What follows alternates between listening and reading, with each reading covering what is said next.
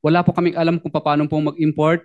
So, Wala po so nung kami. binigyan ka ng dokumento para sa Rolls-Royce halimbawa upang i-register sa LTO, so meron kang hawak-hawak na dokumento galing sa Bureau of Customs. Dapat to prove na pumasok yan ng legal at yan ay nagbayad ng taxes and duties sa Bureau of Customs. Because it will not be registered, hindi i-register ng Bureau of Customs yan dahil high na sa kanto kung wala kang hawak ng mga dokumentong yon.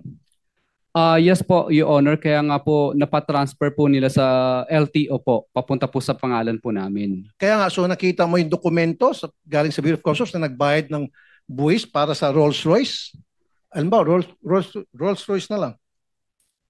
Your Honor, yun po ang sabi po ng tao ko po sa akin. Kaya po na-transfer po sa pangalan namin dahil kumpleto daw po yung dokumento. Hindi yung sabi ng tao mo. Dapat nakita ng dalawang mata mo dahil sabi mo ikaw nag-register, di ba? At saka patak lang sa LTO, dapat tayo mismo, tayo may-ari ng sakyan, ang dapat nagpa-register. Kung hindi, pati LTO tatamaan dito. Dahil bawal yun, iutusan mo ibang tao mag-register on your behalf para sa isang high-end sakyan.